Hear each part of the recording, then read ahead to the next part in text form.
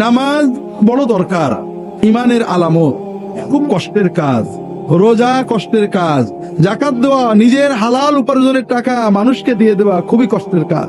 তবে সবচেয়ে বড় কষ্ট ভাইরা, আল্লাহর দিকে তাকিয়ে ইমানের দাবিতে নিজের রাগ কন্ট্রোল করা, নিজের অহংকার রোধ করা, নিজের নফসকে নিয়ন্ত্রণ করা, এর চেয়ে কঠিন আর কিছু নেই।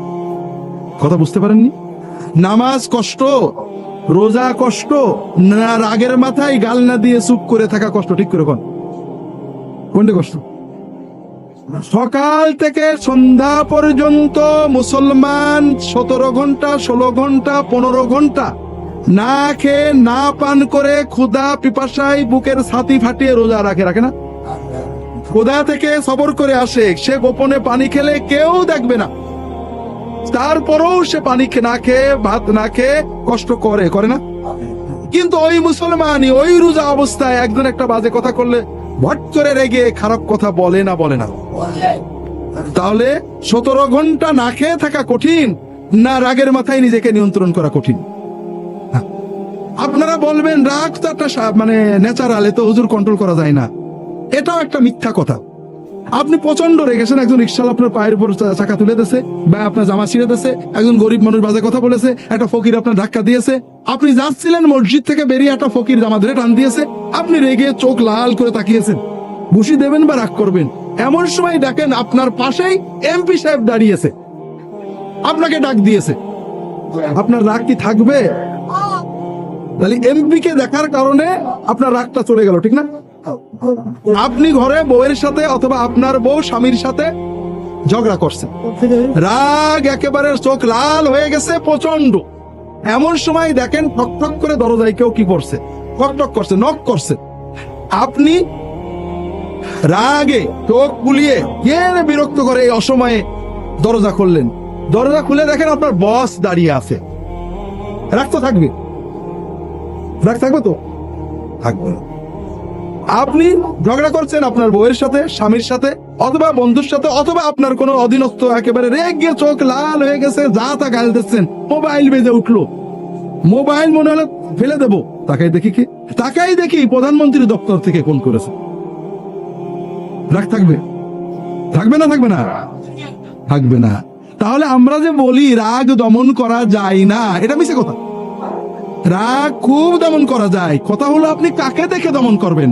এমপি কে দেখে, বসকে দেখে, প্রধানমন্ত্রীর দপ্তরের মোবাইল দেখে, নাকি আল্লাহকে দেখে রাগ বন্ধ করবেন? এইটা হলো ইমান। কথা বুঝতে পেরেছেন?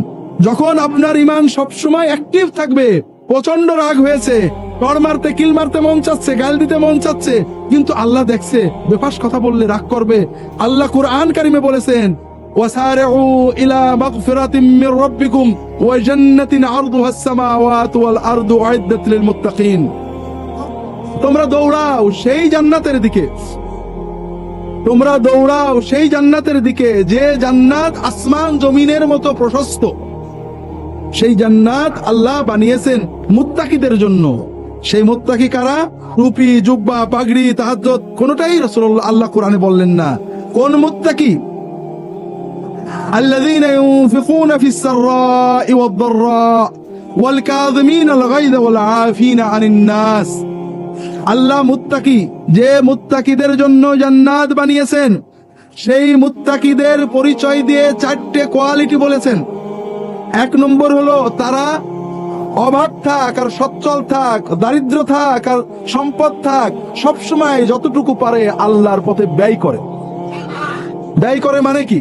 দরগা মাজারে সিন্নি দেয় না, ব্যয় করে কিভাবে? আল্লাহ কোরআন থেকে বলেছে, কুল মা আনফাকতুম মিন খাইর ফালিল ওয়ালিদাইনি ওয়াল আকরাবিন ওয়াল ইয়াতামা ওয়াল মাসাকিন ওয়া ইবনিস সাবিল। তোমরা যদি ব্যয় করতে চাও, ব্যয় করবে কি? আগে মা বাবার জন্য। তোমার সব ব্যয়ের বড় ব্যয় হবে মা বাবার জন্য। এরপরে যদি কিছু থাকে, মা বাবার পরে আত্মীয় স্বজন, এতিম, বিধবা, দরিদ্র, অসহায়, মুসাফির, এদের জন্য ব্যয়কে আল্লাহ কোরআনে ব্যয় বলেছেন। কথা বোঝেননি? যারা সচ্ছল হোক আর দরিদ্র হোক, সকল অবস্থায় ব্যয় করে। এইটা বলে না আরে গরিব মানুষ কি দেবো, বড় লোক হই দেবো না, 2 টাকা আছে 1 টাকা দেয়, 2 লাখ আছে 1 লাখ দেয়। সব সময় চেষ্টা করে মানুষের কল্যাণে, প্রথমে পিতামাতা, নিজের পরিবার, সন্তান, স্ত্রী, এরপরে আত্মীয় স্বজন, পাড়া প্রতিবেশী, সমাজের দরিদ্র অসহায় বিধবা, এই রকম ভাবে সে মানুষের জন্য ব্যয় করতে থাকে। ওয়াল কাযিমিন আল গায়জা, দ্বিতীয় কোয়ালিটি, দ্বিতীয় বৈশিষ্ট্য আল্লাহ বললেন, যারা রাগ দমন করে, ক্রোধ সম্বরণ করে, ওয়াল আফিনা আনিন নাস, মানুষদেরকে মাফ করে। আল্লাহ জান্নাত বানিয়েছেন, তাদের তিনটে কোয়ালিটি গেল। আল্লাহ রাসূল সাল্লাল্লাহু আলাইহি ওয়াসাল্লাম অন্য একটা হাদিসে বলছেন, আব্দুল্লাহ ইবনে ওমর রাদিয়াল্লাহু তাআলা বর্ণিত, ইমাম সুয়ুতি এনেছেন জামে সগীরে, শেখ মুহাম্মদ নাসিরউদ্দিন আলবানী হাসান বলেছেন, আল্লাহ রাসূল সাল্লাল্লাহু আলাইহি ওয়াসাল্লাম বলছেন, মান কাযামা গায়দান ওয়া হুয়া ইস্তাতিউ আন ইউনাফিযাহু মালা আল্লাহু কলবাহু আমনান রাদান ইয়াউমাল কিয়ামা।